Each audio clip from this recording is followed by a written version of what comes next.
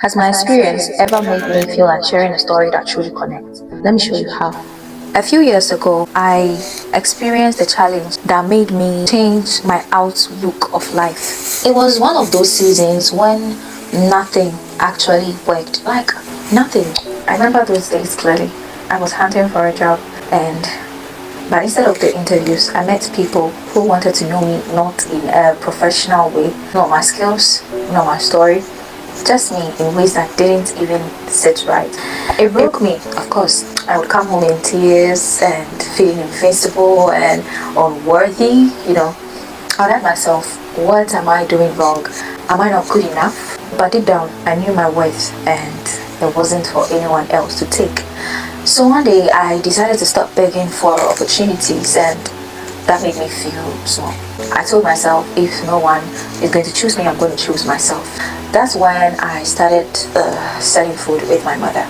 We'd wake up early, cook together, and pack everything. When it's raining, we are running with our pot. Sometimes the sun will burn our skin, and when it rains, you don't want to know. I mentioned it earlier. Where we live was a flat area, and if anybody knows Odona, the person will know what I'm talking about. Anytime it rains, you can't close your eyes. You can't say you want to sleep. You will stay awake, scared of drowning. There were nights I held my breath, listening to the sound of the rain. Like, that moment really humbled me. It did. And that taught me what true survival really looked like. Living without a father wasn't really easy. Sometimes I wish I had someone to lean on, like someone to say, it's okay, I've got you. We had to be strong, we had to keep moving. We didn't have anybody to depend on. It was just me, my mom, and my siblings. The people who came with quick offers, that one for sure. Things I could do to make faster money, but I wasn't interested. I just couldn't, because every time I thought about my mother, my siblings, about the sacrifices she made, I reminded myself, that's not who I am. Even in my darkest moments, I chose to stay honest, because I wanted to look back one day and not feel ashamed of who I was. And then one day, everything changed. After months of rejection, anger, disappointment, and rain-soaked nights, I finally got a job. It wasn't just a job, it was a proof that my efforts wasn't in vain. And all those nights of fear and prayer meant something.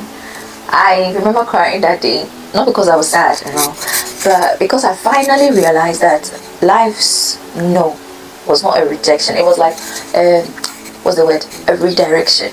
And now I look back and smile, because everything I went through, every tear, every sleepless night, every no is what built me into the woman I am today.